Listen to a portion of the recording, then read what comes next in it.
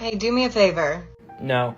Now let's talk about how a female hyena gives birth when it has a penis. It has been 2 years since I said that, so let's finally talk about that thing I said. So yes, female hyenas have what is called a pseudopenis, which is just an extra long clit. And when you learn that spotted hyenas are classified as a female-dominated species, this starts to make sense. When it comes to mating, male hyenas do not get to choose who they mate with, or when it's going to happen. So after a female and a male somehow make this work, the next issue is the length of the birth canal. Asking a seed to make it all the way through there and reach the egg is already asking a lot. The baby's ready to be born. There is a 60% chance that it will suffocate to death. It starts here and then it has to make its way here, and here there's a bunch of muscles that help squeeze it out.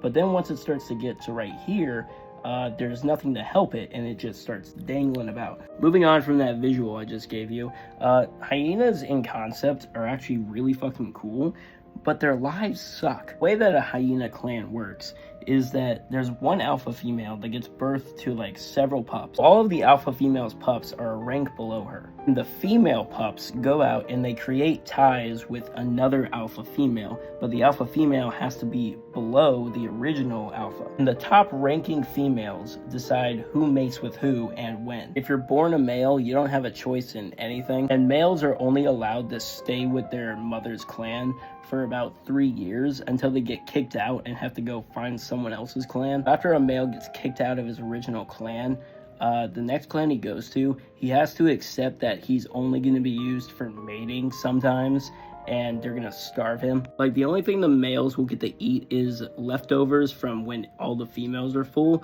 or just bones. And that's one way you can differentiate males from females, because the males usually have much more worn down teeth, because the only thing they can eat are the femurs. Another thing after birth is that it's usually like 2 cubs, and they have to fight for the right to suckle on their mother's teeth. They're usually born with their eyes open, full sets of teeth, and developed muscles, because they have to fight each other for the right to milk. It's not like play fighting either. Like 20% of like cub deaths come from another hyena.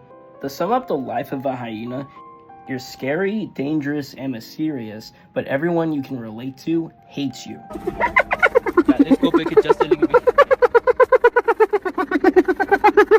Also, here's one thing that I know a lot of people do not know, is that hyenas are not related to dogs. They are more closely related to cats than dogs.